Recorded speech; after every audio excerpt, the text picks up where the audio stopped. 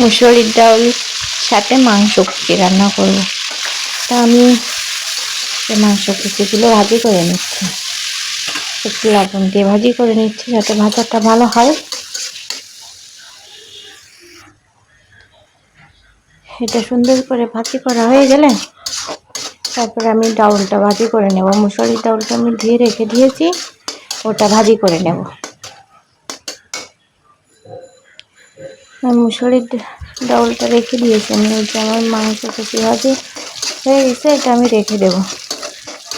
এবার আমি মুসুরির ডাউলটা ভাজি করে নেব। মুসুরির ডাউলটাও আমি সুন্দরভাবে ভাজি করব।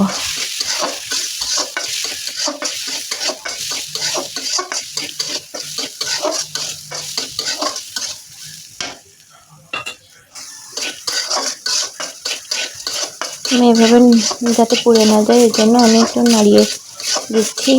এভাবেই ভাজি করতে হবে সুন্দর করে। ভাজিটা করা হয়ে গেলে আমি এবার ওটাকে তুলে রাখবো। এরপর আমি কড়াইতে তেল দিলাম, তারপরে আমি পেঁয়াজ রসুন কয়েকটা কাঁচা লঙ্কা দিলাম। এটা একটু ভাজি করে নেব।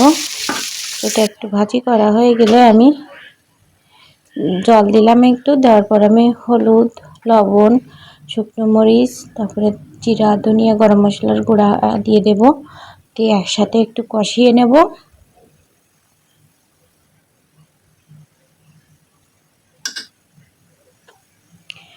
কষানোটা হয়ে গেলে মুসুরির ডাউল আর যে মাংস কুচি ভাজি করে রেখে দিয়েছি ওটা দিয়ে দেব।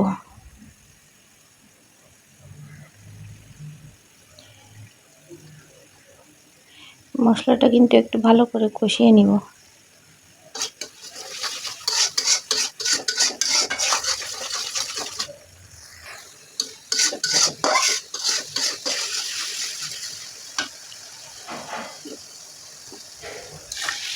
এবার এটা দিয়ে দিলাম, সবগুলো একসাথে আর একটু কষিয়ে নিব।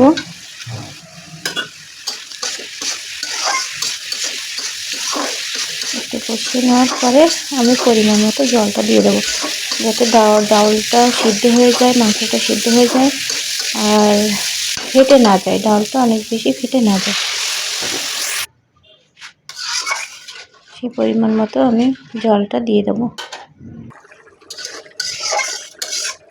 এভাবে আমি ঢেকে দিয়ে খানিকক্ষণ রান্না করব।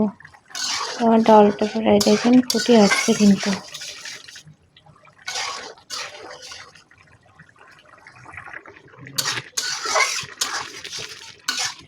আমি একটু নাড়িয়ে চাড়িয়ে নামিয়ে দেব। দেখেন কত সুন্দর হয়েছে, খেতেও কিন্তু অনেক ভালো লাগবে।